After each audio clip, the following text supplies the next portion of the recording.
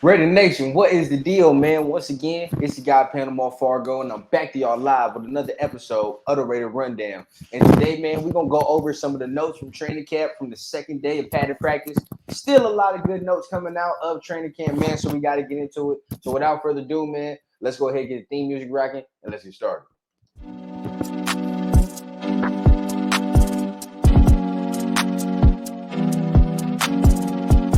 As a young guy, I had a dream that someday I would build the finest organization in professional sports.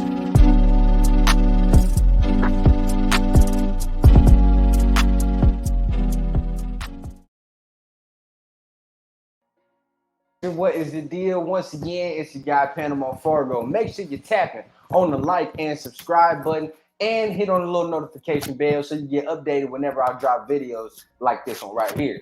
So, like I said, without further ado, what we're trying to get into today, we got to get into the training camp notes from the second padded practice. And also, Raiders got some visits coming in, man. So, without further ado, let's go ahead and get started. So, first note we got to talk about right here, Hunter Renfrow is still looking very, very elite.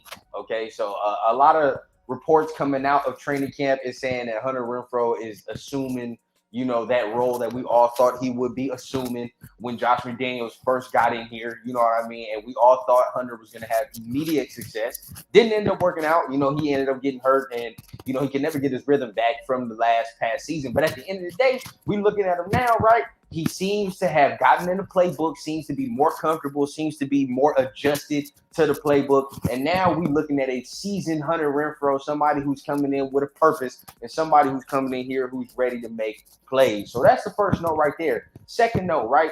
Josh McDaniels gave his presser and he talked about our newest D lineman as far as Tyree Wilson and Byron Young, who have yet to get on the field. But he did say that they are day to day and they are looking very positive to make a comeback very soon.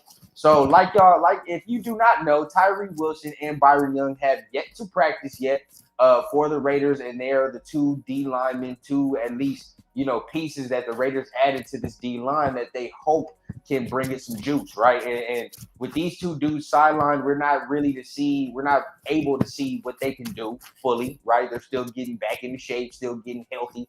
But at the end of the day, man, it's good to see that they're working. They're day to day. They're good to be there. Because at the end of the day, it could be a worse injury than that.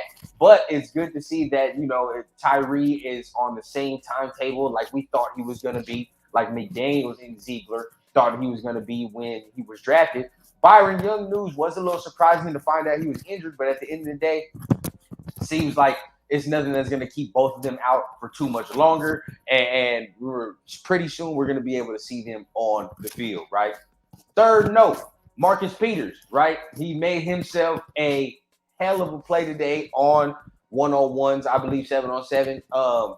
Ended up getting the interception. Ended up really showing that quickness to the ball, that quick catch-up speed when it comes to him diagnosing plays and reading plays. And at the end of the day, man, like I said, when we signed this guy, and some of the things to take away from when you sign Marcus Peters, he's a very smart, instinctual player. And at the end of the day, if he feels like he can get a jump on the ball, the quarterback is late, or he just diagnoses the play faster than the receiver can run the route, at the end of the day, this is a guy that Raider Nation has not had in a long time from the corner position with these type of instincts, right? And this is something that you're hoping can rub off on all of the younger players, okay? All of the younger players need this type of role model, this type of veteran leadership, especially from a guy who's consistently done it at this level. You feel what I'm saying? So if that ability can start rubbing off on the younger players, we have something brewing, right? We got some shit real cooking.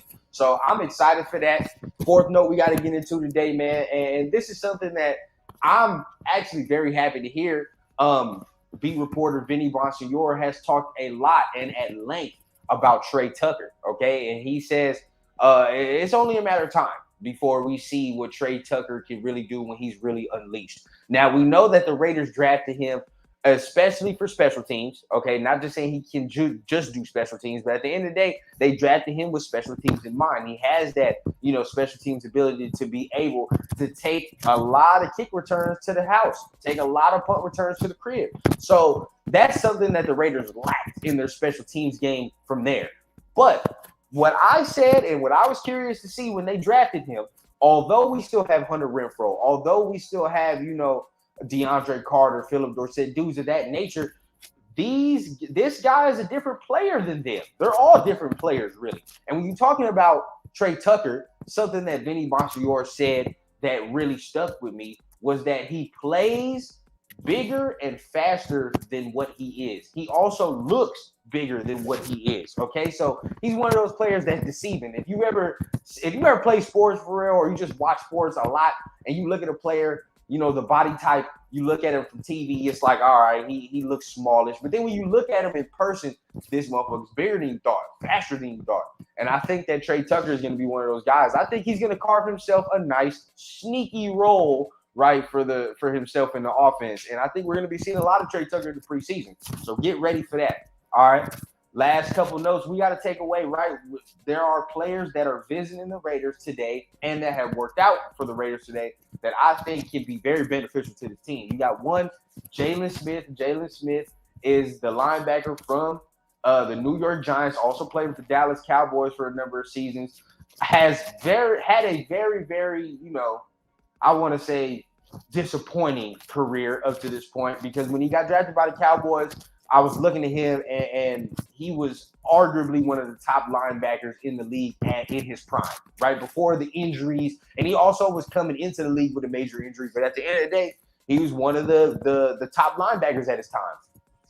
Unfortunately, injuries have derailed him. He doesn't have the same quickness he once had, right? And doesn't have the same athletic ability he once had. But somebody who's already played in this system a year prior, one, and two, it's still a smart player. You feel what I'm saying? It's still somebody that is smart, can come in here and still get the job done. Not saying he's going to come in here and play at an elite level, but having this type of depth, and like I said, he doesn't have the same step, the same quickness he used to, but he's still, he's still fast. He's still quick. So at the end of the day, having that type of depth in this linebacker room can only help you. Because like I've been saying, the linebacker room to me is the weakest unit of the defensive side.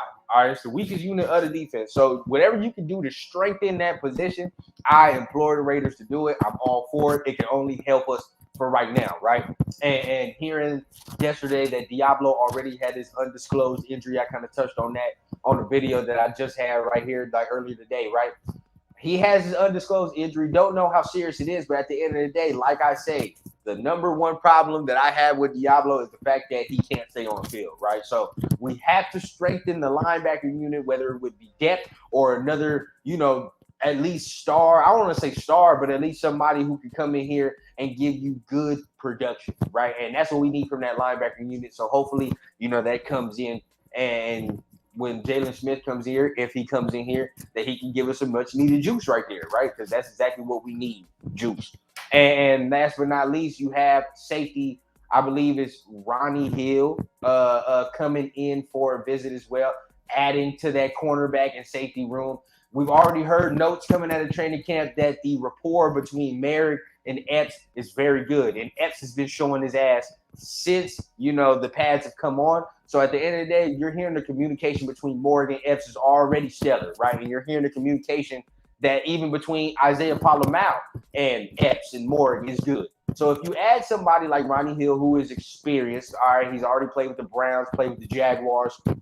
You add somebody like that who's a veteran in the league, has made plays in the league. Not saying he's gonna come in here, be a superstar, but at the end of the day, it's very, very good depth as far as we're talking about that DB safety position. And that's all you can ask for. There's gonna be some times where there's gonna be multiple safeties, multiple corners, multiple DBs out on the field at the same time. And as many good DBs as you have, especially in today's NFL, the better your defense will be. So it's never going to hurt to add some experienced talent to that side of the ball, right?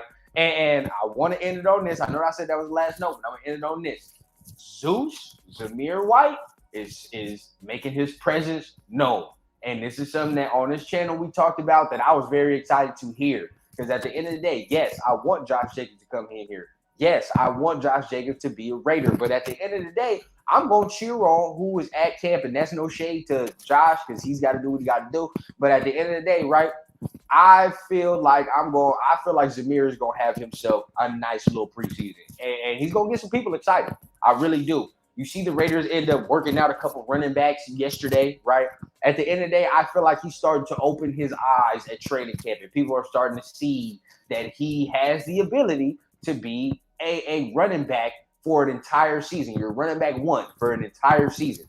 He's showing that ability. Now, in preseason, is really going to tell us. All right, we got to see how explosive he really got, how quick he really looks. You feel what I'm saying? And then when we do that, we'll be able to make our determination to see if we can roll with this guy for a full 17 game season. At the end of the day, understand that the Raiders are going to do running back by committee, but to hear that the guy that you drafted last year, the guy that most of Raider Nation thought if Josh wasn't here, Zamir would be your top dog, to hear that he's actually having a good camp and he's coming out here and imposing his will when the pass come on, that's the shit that we love to see. So remember, man, make sure you tap on that like and subscribe button. Hit on the little notification bell.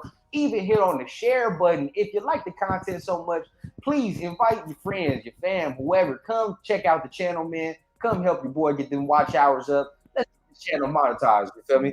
So without further ado, man, I don't know what that is. But without further ado, man, y'all let me know what I missed down below, man. What are y'all excited about? And remember, man, I always keep it authentic, to the ground on the radio rundown.